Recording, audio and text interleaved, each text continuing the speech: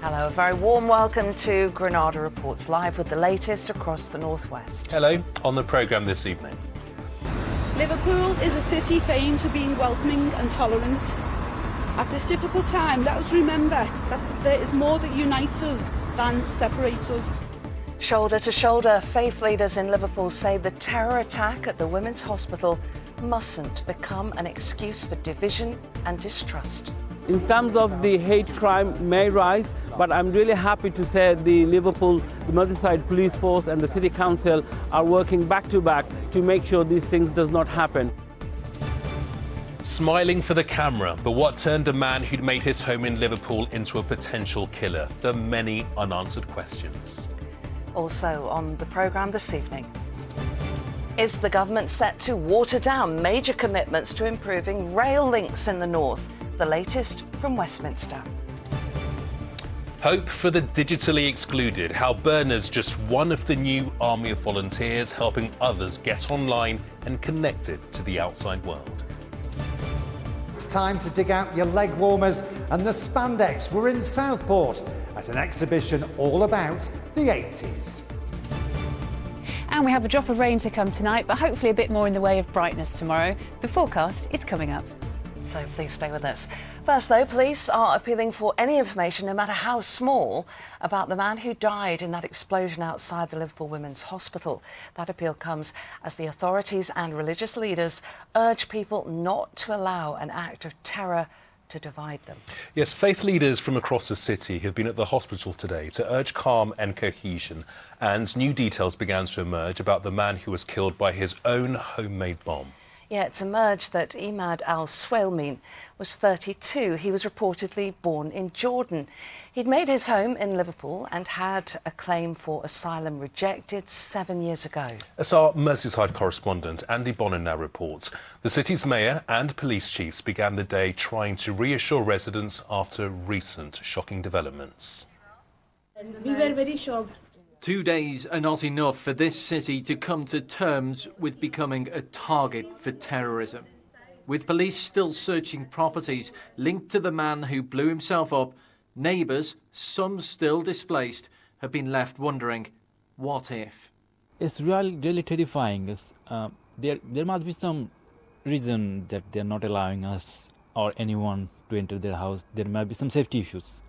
Earlier it was very unsafe. We don't know what's going on and what is going to happen and what is happening, we don't know. Police and politicians came together today to try to offer reassurance and calm any community tensions. There might be some backlash to certain communities because now the individual's been named. We're working really closely with particularly our Muslim communities and our mosques, trying to make sure that actually if anyone's experiencing any kind of hate crime, it will not be tolerated. The individual was Imad al-Swalmin. He was an asylum seeker whose claim was reportedly rejected 7 years ago. This couple took him in as he converted from Islam to Christianity. He was a very quiet fellow. He didn't express himself a lot, but what he did say was usually very deep and was of a Christian nature. He was I thought at that time certainly very genuine. One thing I suppose to be thankful for, that he didn't kill anyone else. But it's sad. Mr Hitchcock had previously expressed concern about asylum seekers pretending to convert in order to bolster visa applications.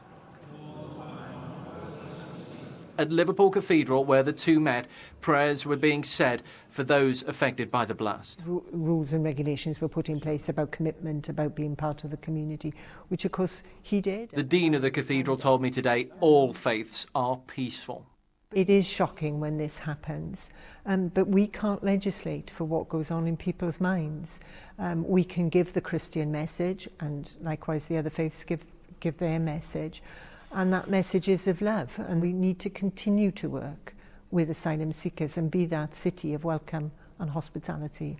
The bomber was on the books of an award-winning charity which helps asylum seekers. Workers here have been left dazed by developments since he'd apparently moved away. It leaves us with more questions than answers. What did you know of him? He came through our service several times. And then a few years ago we kind of lost sight of him. There's mental health issues there, and that probably speaks of trauma in his past. And he'd been in the asylum system for a long time, and anybody that's in the system for a long time, their mental health will degrade. Calls to improve the system made it to the House of Commons too, where concerns were also expressed about a possible rise in hate crime.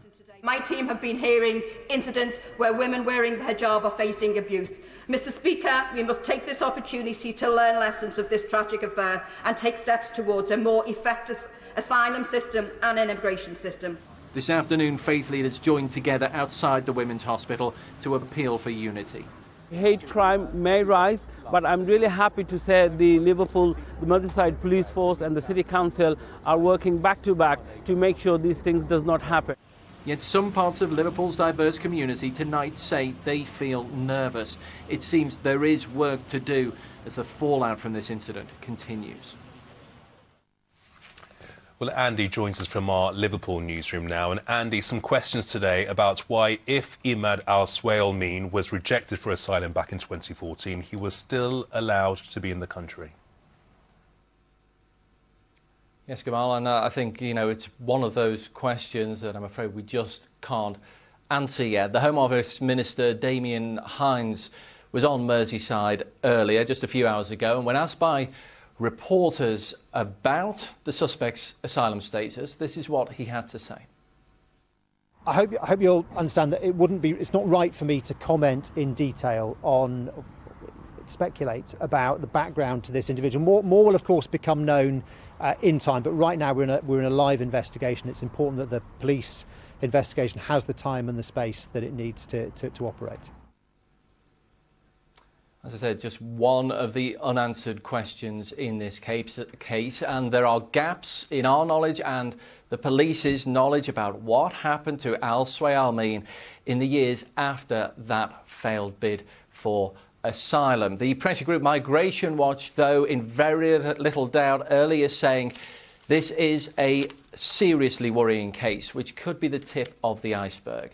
It points, they say, to the dysfunctional depths into which our shattered asylum system has sunk. Why this person was not removed or detained, having been denied asylum, is utterly baffling. We need to know. And Andy, we heard yesterday that 4 men had been arrested in connection with this incident. So what do we know about them?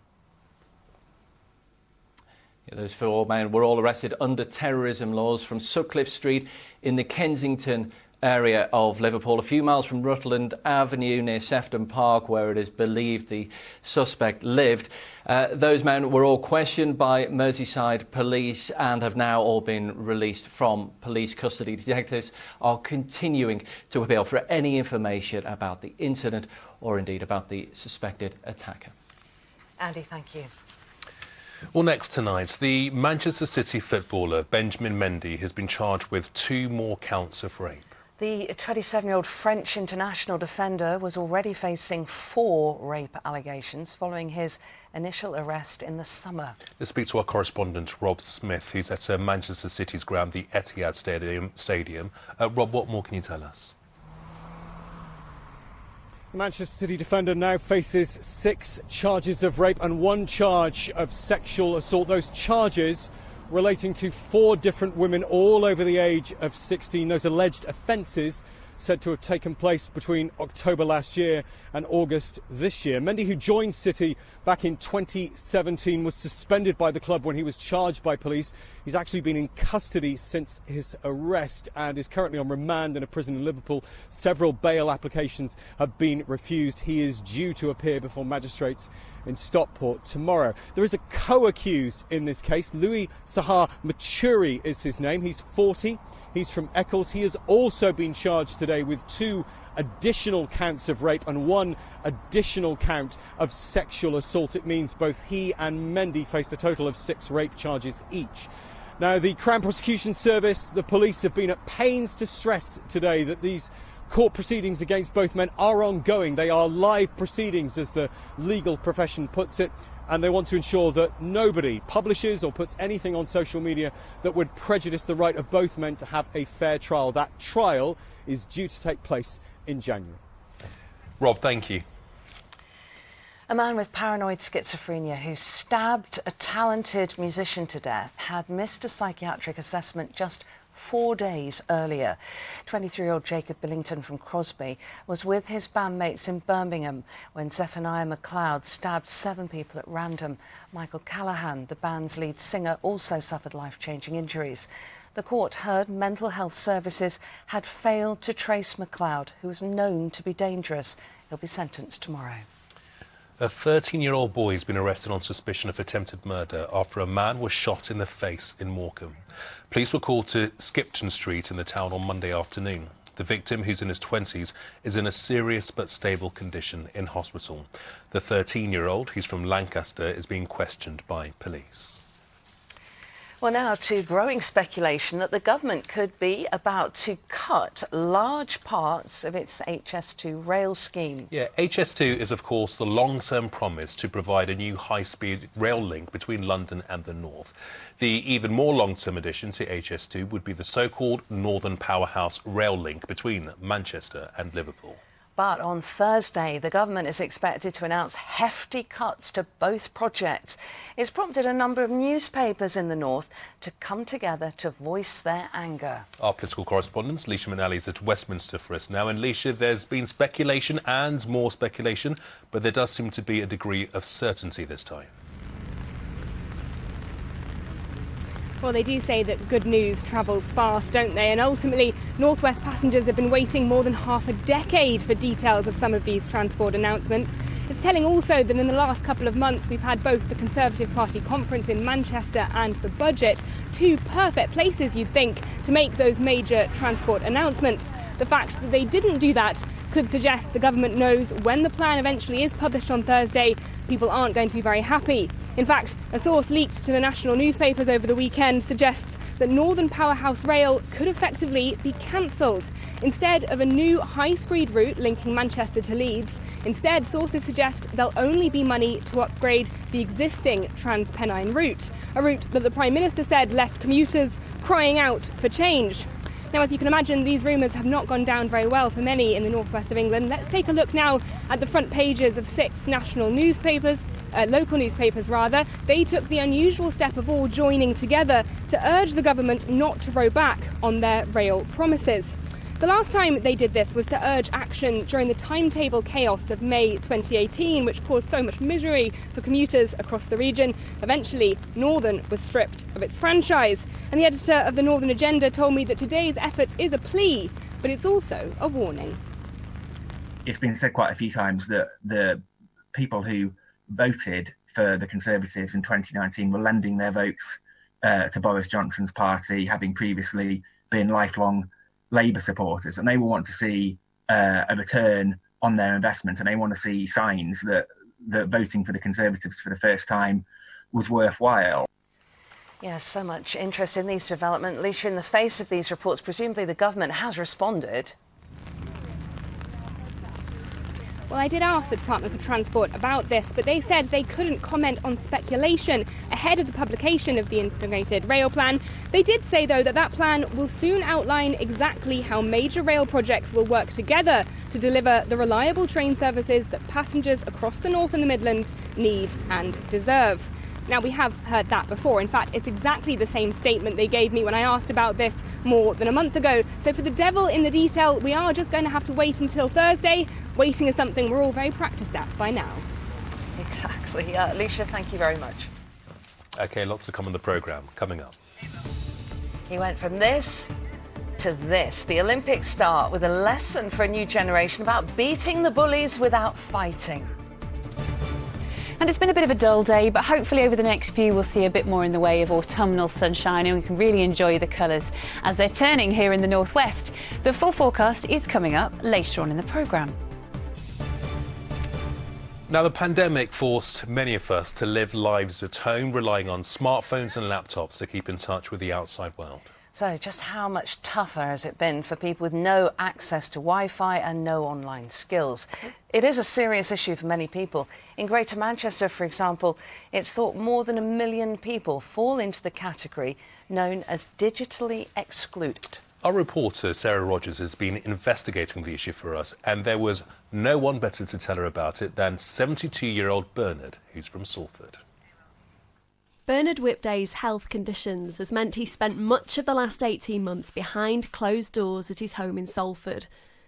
But what left him completely shut out from the rest of the world was a lack of access and understanding of technology.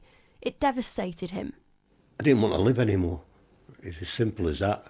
I woke up in the morning and thought, well, what can I do today? I can't do anything for myself. It just killed me, and I didn't have the tech know-how to do anything. I just sat here getting worse every day. It's estimated up to 1.2 million people across Greater Manchester face digital exclusion in some way, with barriers including age, poverty and disabilities. The digital divide became even more obvious at the start of the pandemic as people had to work from home and school their children from home, and with more services now moving online, from your basic food shop to now things like ordering lateral flow tests, it means huge numbers of people are being left behind. And so if you are digitally excluded, you know, whether that's because you can't afford the data, you don't have a device, or you don't have the skills and confidence, it really locks you out of being able to benefit from those opportunities that digital gives us. And for those with disabilities, not being able to get basic support quickly can have huge consequences. My first 8 or 9 months of me being diagnosed, we lost our house. Dave Steele is now a successful poet and author, but when he began to lose his sight, he thought he'd lose everything. Sites that you'd go on to try and get the vital help and support that you need when you're first diagnosed, often a lot of them were kind of inaccessible. And I felt very isolated. Here at charity Henshaw's in Manchester, they teach people with visual impairments how to make technology work for them. I'm going to introduce you to something that you don't know about, which is spoken content. But there's a waiting list of around 6 weeks to get support. They're currently working with Greater Manchester Combined Authority as part of a special task force to try and bridge this digital divide. So what needs to happen? It needs money, right? It needs an understanding of the difference it can make with people. It needs equipment, it needs training, it needs ongoing support. And some organisations are listening. Yeah, 12 months ago I couldn't do this, could I? Bernard, who was suicidal, is now a tech-savvy 72-year-old thanks to a special skills course aimed at older people, meaning he can now FaceTime his daughter with ease. Tech and Tea runs in Salford and is aimed at reconnecting the older generation. As long as the kit is set up in a way that actually all you've got to do is press one button, then actually that enables you to all of a sudden, you've pressed that button and you're sitting seeing me on the screen, and all of a sudden we're having the conversation. Bernard is now so confident in his skills, he's begun attending the sessions in person as a volunteer teacher. What's happened now is I have got a purpose in life. I can help people. I'm not useless like I thought I was. And I think there's a lot of older people out there in the same boat. Bernard jokes that he's now the tech support for his street and is even campaigning to get Wi-Fi at his local community centre. The digital divide may have been exposed by COVID, but the priority is now to close it. Sarah Rogers, ITV News. Bernard, you are a complete inspiration to all of us. And if you want to know more about going online, one of these charities is a great place to start, or your local council or library. So why don't you get in touch with them? Now, you're all going to love this next report. We're turning the clock back to a time of leg warmers and spandex, shoulder pads and breakdancing. Yeah, time for Spandau Ballet, mullets and video cassettes. Yeah, I love Spandau Ballet. We're talking about the 1980s, of course, a decade of rather unusual styles and a whole lot of exciting new technology and entertainment. Well, a new exhibition in Southport has opened, taking us back to those wonderful days. Yeah, Paul Crone took a bit of a trip down memory lane and a warning that you might just experience a bit of nostalgia setting in.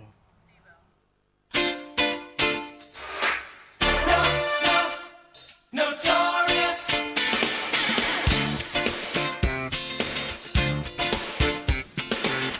It was a time of questionable fashion, and video recorders the size of a bus wheeled into classrooms by 4 teachers in the 1980s. And at the Atkinson Gallery in Southport, more than 200 iconic items from the 80s take us back to a time when we didn't have a care in the world, and a game of Donkey Kong made us deliriously happy. It was a happy era.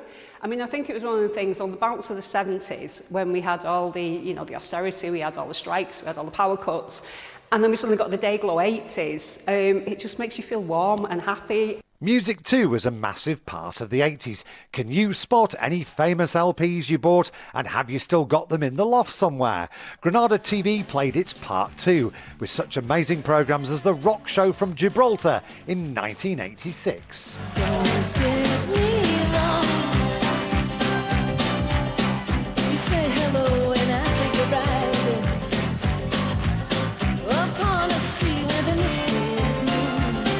Great stuff from the Pretenders there, but back at the Atkinson, we're talking Atari game consoles and movies which had us flocking to the cinemas.